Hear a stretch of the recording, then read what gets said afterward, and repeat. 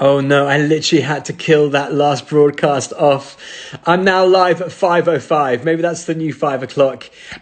Basically, the Wi-Fi where we are in Hackney has been like clogging up majorly. So I'm trying to get back on this right now, and hopefully this is more successful. And thank you those of you who are joining us again. And I'm going to try and just do that all again for those of you who missed it. I'm joined today by Scott Harrison. Scott's the CEO and founder of Charity Water, extraordinary organization working in dozens of countries around the world, serving through nearly 30,000 water projects on a mission to bring clean water to the over 500,000,000 people right now around the world who have no access to clean water. Above that, Scott is a friend and a real interesting business thinker, leader in the whole area of church leadership. He's taught me a huge amount that we've learned from watching Scott work in charity as kind of leading a charity organization, and massive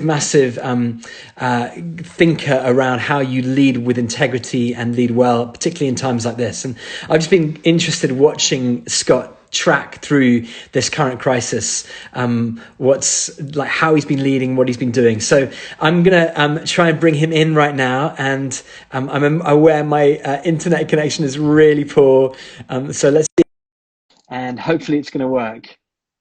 So the other thing to say is, as we go, if you have questions for Scott, you can connect in with questions. Scott! Hey, I guess it worked. It works, man. How are you? I'm doing well. I'm doing well. I guess we're caught up out of the leg. You and I both are struggling with our internet, I think. I know. It's crazy, right? You Yeah, think we're internet? we're in the countryside. Wow, that looks terrible. You look like a We're jet. You look like a Jedi, a Sith I know. Lord, I got man. let me try and change that. Wow. I don't know. How Can you are hear you? me How are okay? you, buddy? Are you okay? I'm doing okay. We got out of New York City about a month ago and shut down Charity Water's headquarters actually pretty early, which feels, man, wow, I'm trying to make this look better. Uh, Don't worry, dude. which We're in feels that which feels time pretty where, good that we're not in the city. You know, we've got my 80-year-old father here. We rented a farmhouse just in Pennsylvania, kind of in the okay. countryside. So we got my 80-year-old father here, and we've got my wife's 80-year-old grandparents. So we're here trying to run a business on a 1 megabyte internet connection. I know, right? We chatted before this call, and we were like both trying to move around the house, trying to get Oh reception. man. And mate, it's great to see you. How are Vic? How are the kids? Are you guys okay? Yeah, I mean we're homeschooling. I'm sure it's an adjustment for everyone. We have a new appreciation for his kindergarten teacher. Right. So they're up early and they go to bed late and they don't nap and I it just know. keeps going and going. I know. So Well, Vic and I have both been trying to work, and we're on a pretty nice property. We're just in the middle of the woods, so it's been nice to just take some walks. And I got my 5.5-year-old a BB gun, so he's been doing target practice and enjoying the woods life. as long as it doesn't shoot you, you're okay, right? Exactly. Yeah. Or Now, grandpa. yeah, grandpa, that would be bad. And Scott, tell for those of us at this side of the pond who won't necessarily have met you yet, you've Sure, been. sure, This sure. is the first. This is not the first time you've been to Hackney Church, although you're virtually joining Hackney Church today. You popped in to do a little spot in a service. It must have been like 2 years ago now, right? Or maybe Yeah, more. yeah. I know. A lot has changed since then. A That was lot early has on. changed. That was really early days. We were Yeah. in the old church, and then we were like water dripping through the ceiling. And I remember we went to Palm Vaults, had a coffee, and then hung out. And Yeah. Vic was with you, and it Yeah. was great. I mean, it feels like a lifetime ago now. And it's funny how I don't know whether you feel this, but even like a few weeks ago or a month ago feels like a lifetime ago because everything's changed, right? Yeah, everything's changed for sure. Yeah, I mean, I can give a brief overview. So, Charity Water is a US based charity, although we have a headquarters also in the United Kingdom in London. We work across 28 nations to try to bring clean and safe drinking water to the 785 million people around the world that don't have it. So, as we have this conversation, about 10% of the planet does not have clean water to drink, to bathe with, and now, importantly, to even wash their hands. Mm. I think, I don't know about you, I always thought I was pretty attuned to my awareness around water just because I run a water charity. And just over the last, few weeks, I mean, it has taken Mm. on a whole new meaning, washing hands, trying to get my kids to wash their hands, and, realizing that 1 in 3 health clinics around the world don't even have clean water at the health clinic. You imagine the potentially devastating impact of this virus as it starts spreading, through some of these nations where we work.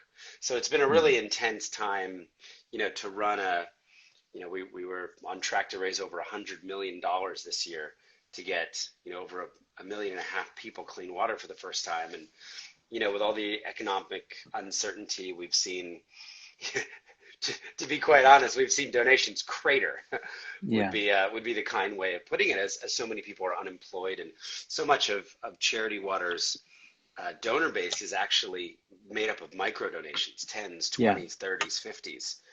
And, here in our country, unemployment, we just 10 million people lost their jobs in the last 14 days, Yeah. which has just never happened at any point in history. So it's, I think there's a deep sense of loss, realizing that we're going to get less people clean water now Mm. at a time when the world needs clean water more than ever as Yeah. this first line of defense against getting sick from the virus. Yeah. And it's an urgent thing, right? That we help. I mean, it's the sort of it's what we do afterwards and what we do, in the crisis. But also when we think about the impact, what you said, clean water, it's never been more real for us. We've been Yeah. immune to it so often, but actually, we've got to think about how we end that. Everyone has to play a part in changing the world now, and that's the thing. We can't hide behind our Western worldview or the water system that we have in our country. This is the thing that we're learning with COVID-19 is it's a global problem, and you have to have a global solution. It's not until the last place in the world is got essentially sanitation to now allow these kind of things Yeah. to stop spreading, and in this case, medication, vaccines, and that kind of stuff. So it's interesting at a time when we all are quite isolated. We've never, in a sense, felt more global because we're so dependent on what's happening on the other side of the world. Yeah. Scott, there's so many things to ask you about and to chat about, and we're not going to spend a huge amount of time because it's Instagram and it's like everyone has a 7-second attention span. But a number of things I want to talk to you about leading in a crisis.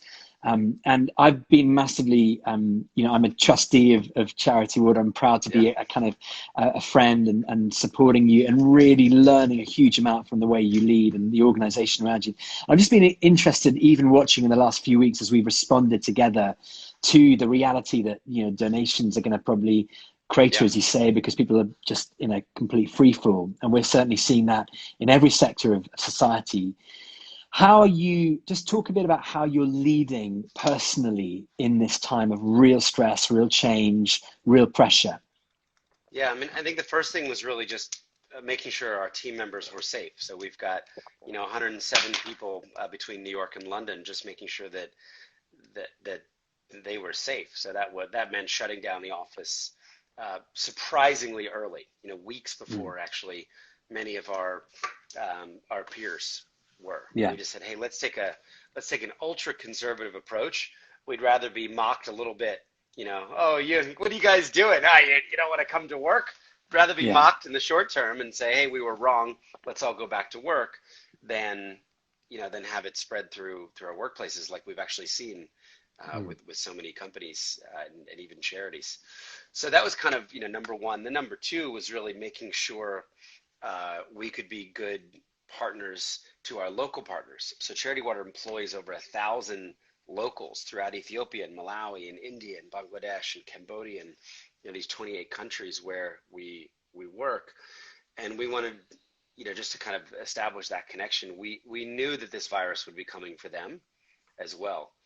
And then I think, the next thing that we really did is we just started making some hard cuts right away.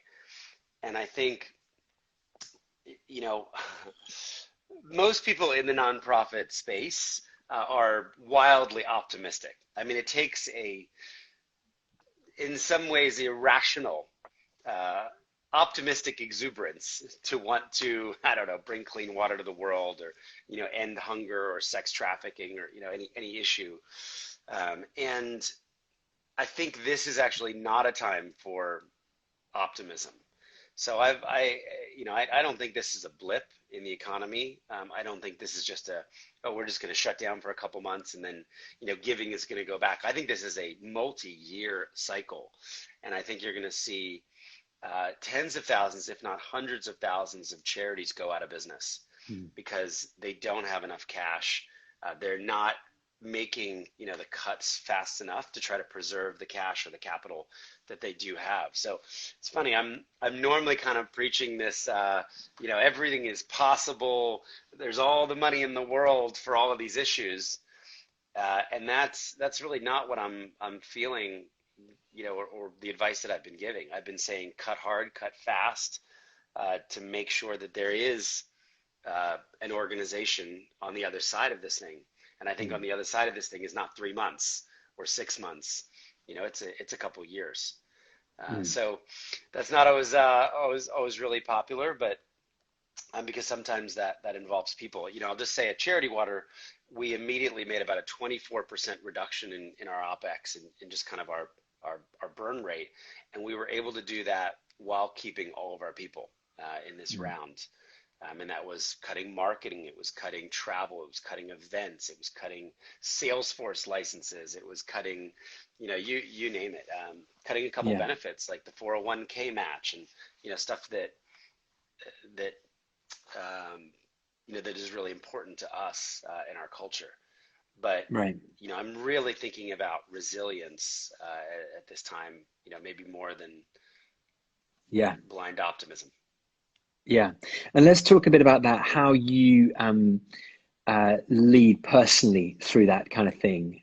Because ultimately we have to make decisions as leaders, and we have to be realistic, and Yeah, also you can't. I mean, like I remember when you shut the office down. I think we were. I think in the UK we had just about the same time shut ourselves, or kind of started to move the staff to a different format. And I think we'd had that where it had been starting to kind of trickle through from Europe, and Italy had started to kick off here. And it's felt, I think the US has been a little bit behind in terms of not in terms of there were fewer cases earlier on, but it was a decisive decision you made, and I was really proud of you, and I thought it was a really great decision to make. Say, look, we're going to put our people first and take care of our people. But just talk about the internal processes of how you lead, and how you lead, yeah. particularly in times of pressure, in times when the decision you're going to make has the impact to, you know, affect lives. We were talking about the water, providing water to Yeah. millions of people. I mean, I certainly don't do it in isolation. As you know, we have a great leadership team at the organization. So I'm surrounded by some executives that I've worked with. I think the four of us have a collective like 30 years or 25 plus years of working together. So there's a lot of trust, and there's just we're able to make decisions very quickly, typically through consensus. So I would say it's pretty rare that I'm vetoing the common thinking of the team, and we're typically brainstorming very quickly, coming to a decision, and then making it. I will say that the organization has a value of transparency, both externally. I mean, that's just as simple as geolocating every water project we've ever funded in the world, and you could go online and see the satellite pictures of over 30 or 40,000 charity water projects, but also just internally. So we worked really hard. We spent about a week as a team putting together a 71-page presentation, and we got all 107 people on a Zoom call, and we took them through the cuts that we were making, the process, the downward revision of our revenue, what they might be able to do about it if they wanted to step up and help. And it was a lot of work for that audience. And the feedback we got was, hey, thanks, we understand. We kind of can't believe you worked on a 71-page deck just for the team, to try to communicate, I guess, to over communicate. So that happened last Friday. And gosh, I mean, we're trying to just take care of people. We actually gave today. We told the whole company to shut down as just a self-care day. We know that people are really struggling. I mean, you've got young kids at home, you've got it's just a lot to manage. A lot of elderly Yeah. people around. You're in different houses. You're fighting internet. Just so much in our lives has been disrupted and upended, and we're Yeah. really looking for ways to take care of people. Yeah. And let's talk personally. How have you found, like, how do you respond and how do you lead, like, personally through this? I mean, you're surrounded by kids, you've got, stuff going on. Like, what is it that motivates you and keeps, how do you kind of prioritize in times like this, what you do? Yeah, I mean, I think we stay focused on the mission.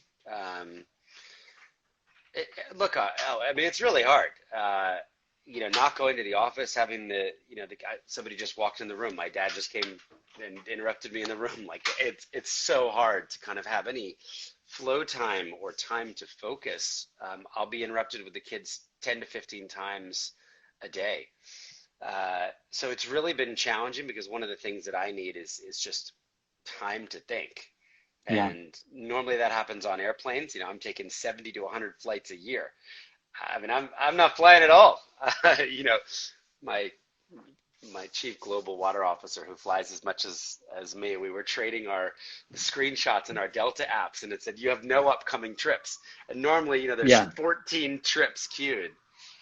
So a lot of, often I get a lot of thinking time done alone, in taxis to John F. Kennedy Airport or, in transit or at 30,000 feet. And that's just been really hard Yeah. when, I'm a 50% caregiver. And then we've got, all these elderly people around us as well who have needs and need to eat and need to, Yeah. figure out how to use the internet or how to work Zoom or turn the microphone off or the camera Yeah. on.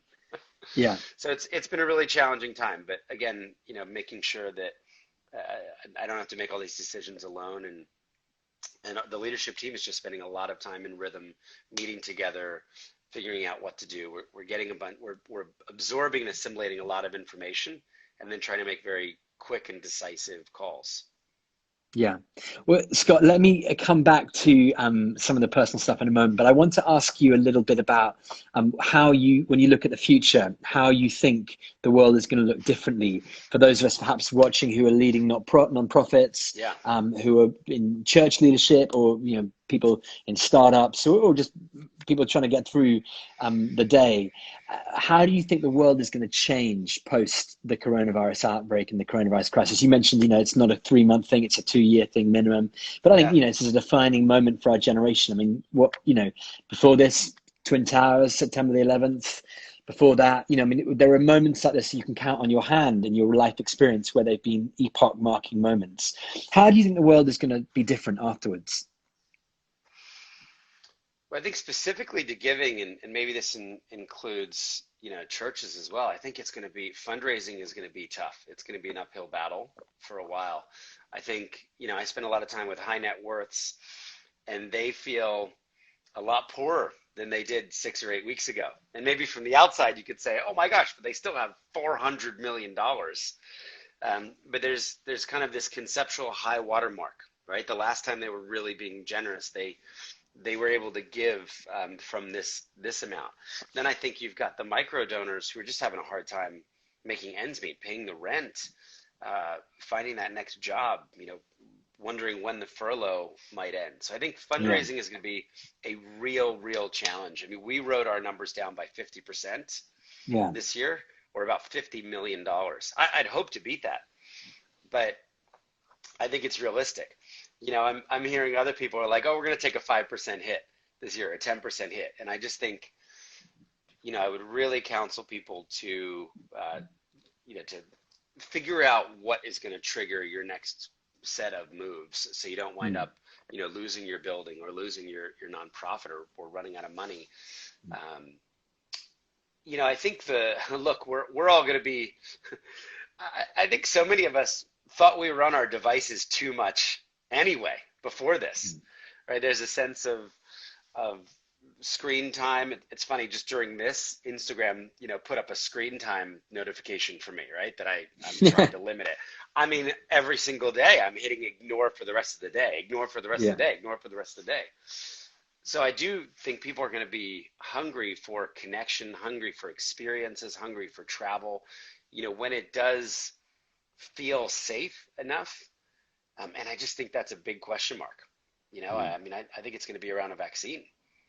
I think mm. this thing is just going to be around us, and this unsettling nature for a real period of time. But I think people are going to pack the churches.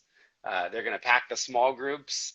Uh, Charity Water, it does a lot of events. I think people are going to be really excited to come back to those, Yeah. and I think people are going to want to maybe get a passport for the first time. Mm, Maybe go and experience something in real life, whether that's beauty or a new place. So yeah. I think when it comes to clean water, I'm hoping that when this we start to come out of this cycle. Yeah, someone just wrote, Liza. Hey, Liza, how are you? Um, I think that the global awareness of clean water will be greater at the end of this. So I think it's going Yeah. to eventually be easier for us to do our job and say, Mm, hey, come on, 10% of the world, one out of every mm, 10 people alive on the planet don't have this thing that, not only do almost all of us take for granted every single day, mm. but now this thing that we are literally using. I mean, if an Amazon box arrives, right, we're like gingerly opening it now and taking something out and then washing our hands for 25 or 30 seconds. Mm. So I think this will heighten the awareness of water as an appreciated and necessary substance for the world. And as we're able to kind of ramp up back into giving, I think I could see us beating all previous numbers. I just think it's going to take a Yeah, while. I yeah. think it's going to take a Do you lot know, longer than most people.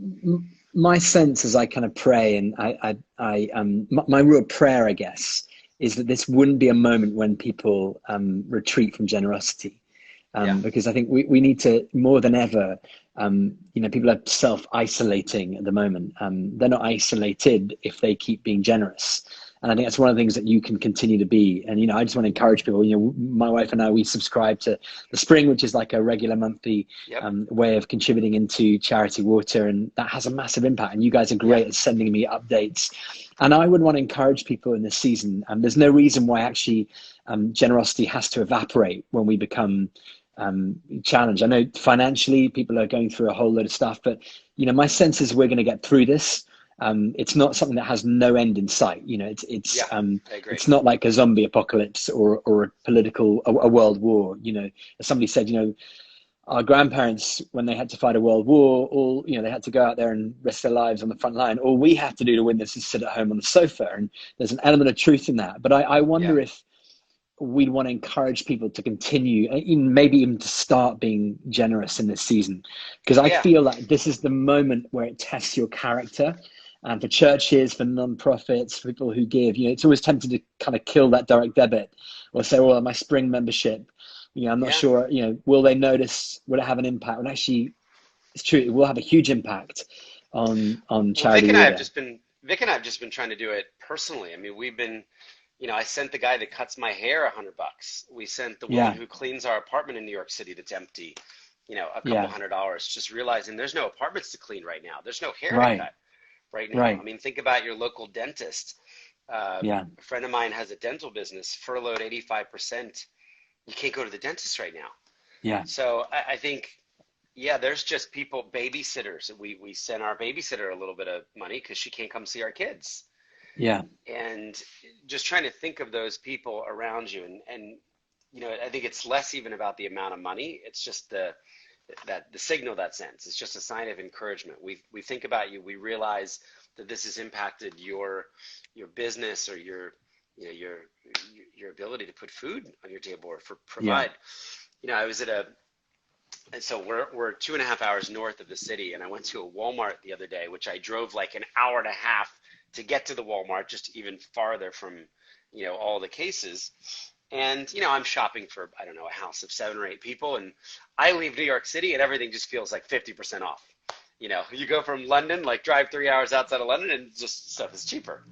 So I'm doing what I'm shopping every 5 days, and I just put this huge order together, $500 or so, and it's the meats and it's the vegetables and you know 5 days worth of food for a huge house. And this poor couple is waiting behind me, and I'm like the biggest order, in the lines, and they're waiting for all this stuff to get checked out. And, I just start talking to the woman, and she had been laid off the day before from her automobile. She sells autos, used cars. And she's like, I have no idea when I'm going to get a job back. And Mm. they've got milk and they've got eggs and a pair of sneakers for her husband. And, it's funny, at the end of it, I honestly, I felt a little guilty because I had the money to buy food for my whole family and, some toys and Legos for the kids. There was a Star Wars Lego in there. And I try to tip the Walmart cashier, and she won't take any money. And I'm just like, oh, well, maybe I could pay for the woman behind. So I kind of, wait for another 5 minutes, and I, pull out my credit card and I pay $104. And she just starts sobbing. This woman starts crying in front of her husband in the Walmart, just so surprised. And I said, well, look, I have a job right now.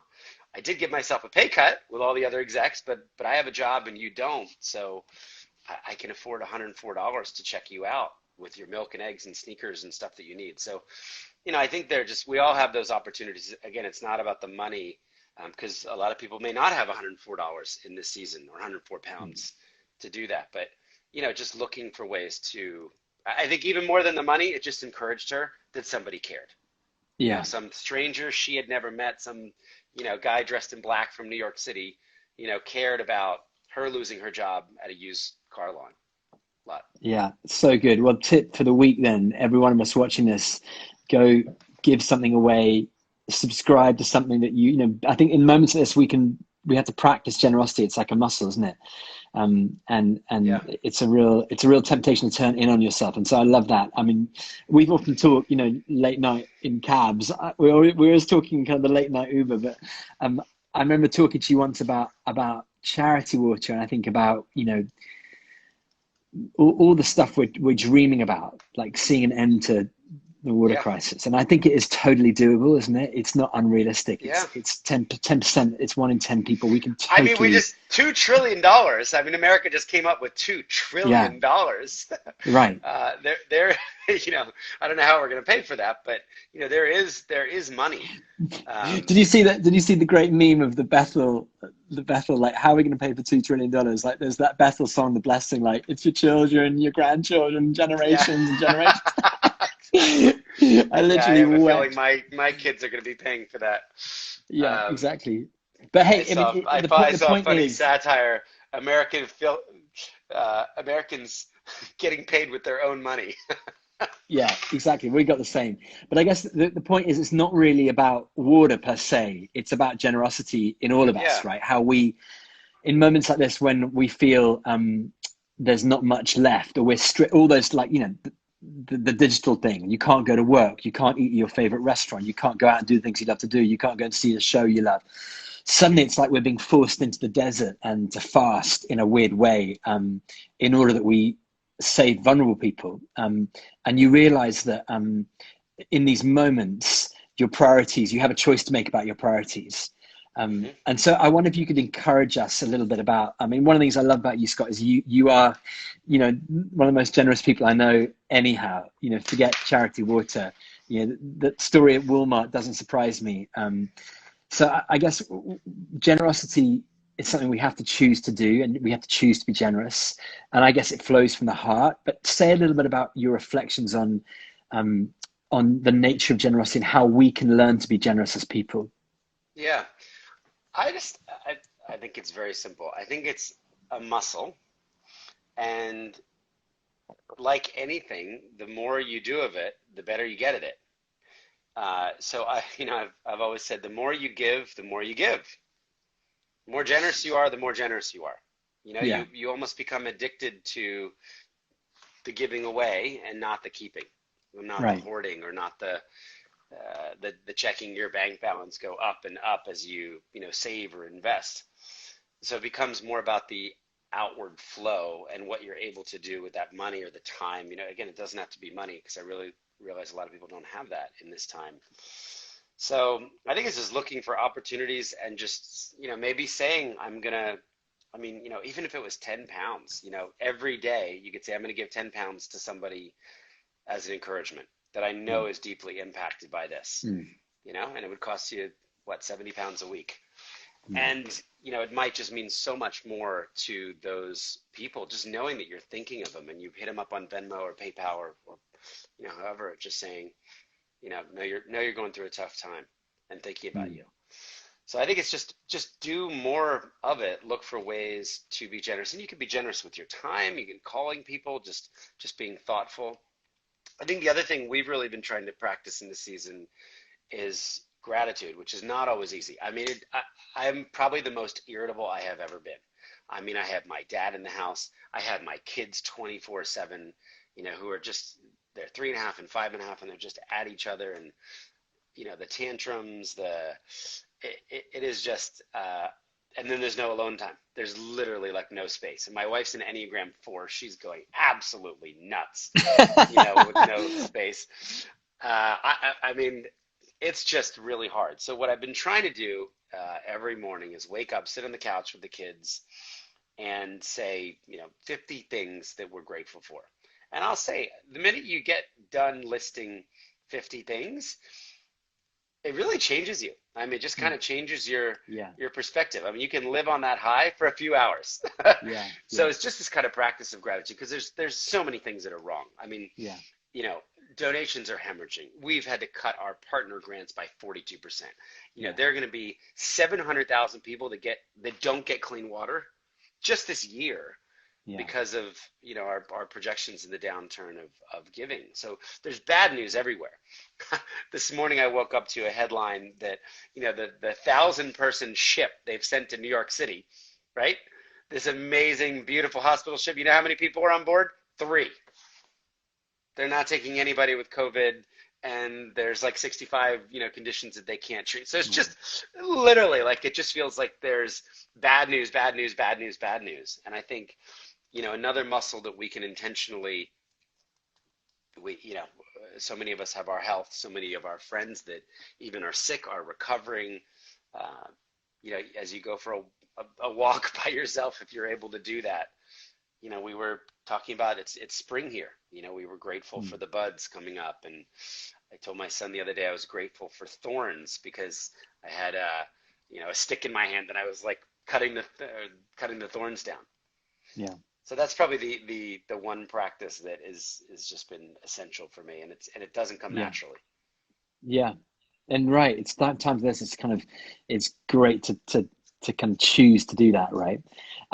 Scott, let's move on. I want to talk to you a little bit about the kind of like what difference your faith makes in this, because I want us to I want to encourage those who are watching from church leadership, but somebody who's on a mission. You've spoken. I've got your quick cheeky plug.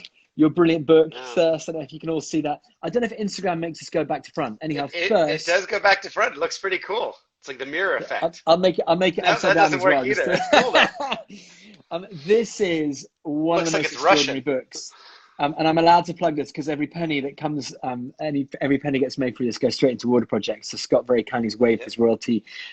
But I want to encourage you, if you're listening, you're at home or you've got friends who you want to encourage, get this, even if it's on Kindle or any device, get a copy in the post, order a copy if you can do that. This is a book that will change your life. And if you're in any kind of leadership role, this will be a hugely important story for you. And I know I'm inspired by being a part of Charity Water family, and just massively grateful to you, Scott, for coming on today. I want to kind of come into land with a real question. In your book, you Yeah. talk about your faith and the kind of journey from being this kind of party club promoter in New York to actually having a kind of epiphany where your life is turned around and you do something extraordinary, and it's having an impact on literally millions and millions of lives now. Just talk a bit about how your faith has played a part in you becoming a different kind of entrepreneur. Yeah. Yeah. I mean, for those of you that know my story, I was a degenerate guy for many years. I was a club promoter in New York City, worked at 40 clubs over a decade, and drank and drugged my way through through the city, and it just left me at a really dark, emotionally, spiritually bankrupt place. And that had really been a 10-year act of rebellion against a very conservative, faith-based upbringing. And I just kind of gave my middle finger to the rules, and and to God and to anybody that would tell me what to do. And it just left me, in a really dark place 10 years later as this kind of, sycophant. And I was, very fortunate. I kind of wanted to come home. It was almost the cliche story of the prodigal son. Okay, I'm in the proverbial pigsty. I'm addicted to pornography and gambling, and I smoke 3 packs of cigarettes a day, and I'm a coke addict, and this isn't what I'd imagined. Yeah. And I found this amazing opportunity to volunteer on a Christian humanitarian mission on a hospital ship, and that took me to Africa. And my environment changed, and I was so inspired by being around this community of Christian doctors who were living out their faith through service to others. So it was truly kind of the James 1:27. True religion is looking after the widows and orphans and to keep themselves from being polluted. And they were kind of these virtuous, amazing, open, generous people. So that led me just to want more of all of it and to kind of walk away from, the life of vice and rebellion. And, I wound up doing that for 2 years instead of the one that I'd planned it. And then, when I came back to New York City, I just thought, well, what if I picked an issue and just tried to make the biggest impact as possible? And I'd seen people drinking dirty water. Couldn't believe that human beings, in 2020 or back then in 2005 were drinking from swamps or from ponds or from rivers. And a guy like me was selling water for $10 in nightclubs. Right. People would buy the $10 water or 10-pound water. They wouldn't even open it. Yeah. So that was kind of easy to find that as my issue. And, I think a lot of people know this, but I didn't start a Christian charity. I didn't think that you should have to believe what I believe or do what I do on a Sunday to work at the organization or volunteer at the organization or give at the organization or partner with the organization. It was a big enough dream. In the kingdom of God, nobody's drinking dirty water. Everybody has water to wash their hands, and no woman is getting raped on an 8-hour walk or attacked by a hyena at some disgusting river as she tries to provide for her family. So we could really involve everyone, and then I could live out my Christian faith by doing the work. But you didn't need to, it could almost be with no strings. More of an outgoing expression of the transformation that I had experienced. And, but again, and I've gotten to work with amazing churches around the world, faith communities that are big, that are small. And then I've gotten to work with, people who believe the opposite of what I believe about a bunch of things. I mean, I read about this in the book, but the biggest donor to Charity Water, it's a family that's given $20 million over time. I mean, staunch atheist, literally thinks that I am just out of my mind to, pray to a figment of my imagination or go to a church, but really deeply believes in the mission of clean water. Right. And loves we share so many values, loves the integrity, loves the transparency, loves the generosity.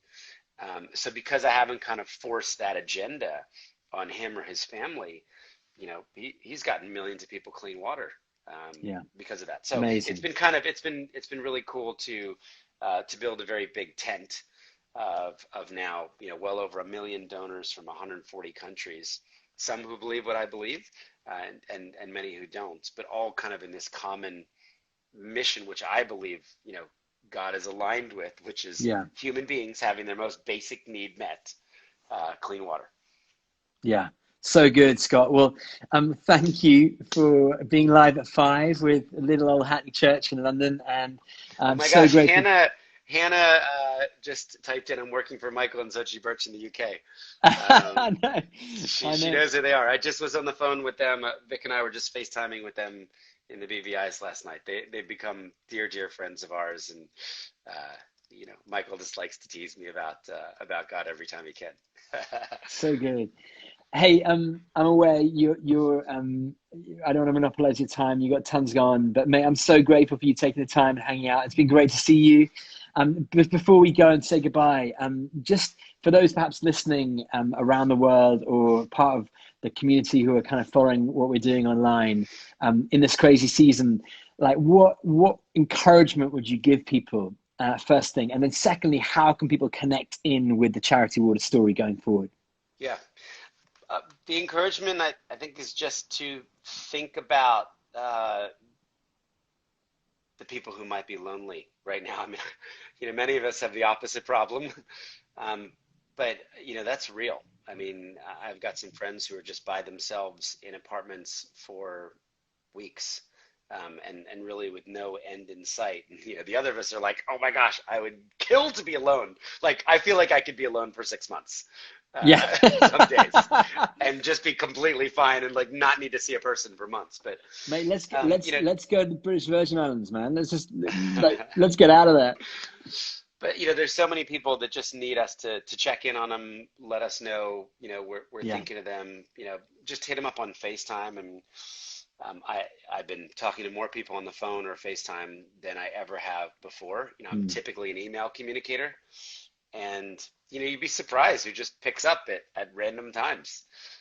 It's funny, like Michael and Xochitl Birch, we don't really have a typical FaceTime rhythm, but I don't know, they'll call us around dinner time, and we're just sitting around the table and the kids say hi, and we share what we're eating for dinner, and we've started doing that with a bunch of other families and friends. So just kind of creating those rhythms. As a way of helping Charity Water, I mean, we all have a lot of time, so we have kind of a 19-minute short film that's at thespring.com. You could just share it, post it on your Facebook or email it to a few friends. They may not have any money to give at the moment, but it kind of tells the story of clean water, why it's so important, and there's a lot of people that have time to watch videos. So you can just go to thespring.com. Grab the video and just post it somewhere, which just helps us get the word out. Fantastic. I love, it's a brilliant film. So get everybody watching this, go to thespring.com and post the film on social media. And if you're not following Charity Water on Instagram, go do that right now and connect with Scott and the team, what we're doing. And of course, if you're joining us, if you're not following Hackney Church, you can subscribe and go to YouTube. We're back on 11 o'clock on Sunday for church, British time, 11 o'clock, but all day you'll be able to join us for 45 minutes of inspiration and hope and encouragement, worship, all of that, live from London.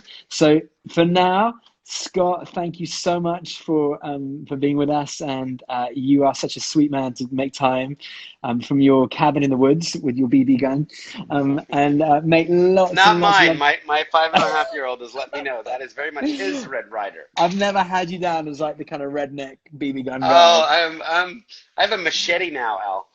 Seriously. Yeah, we got some woods in the back, man. Just like cutting stuff Dude, down with a $15 machete. Let's hope this lockdown doesn't last too long. Give me a long beard, kind of skins, And hey, will you send lots of love to Vic and and the kids? And we'll see you soon. EJ's just joined us. EJ, I know. What's up, EJ? EJ. Hey, listen, buddy. Thanks for being with us. See ya. God bless you, and see you soon. Thanks for joining us. God bless. Thanks everybody for watching. Bye.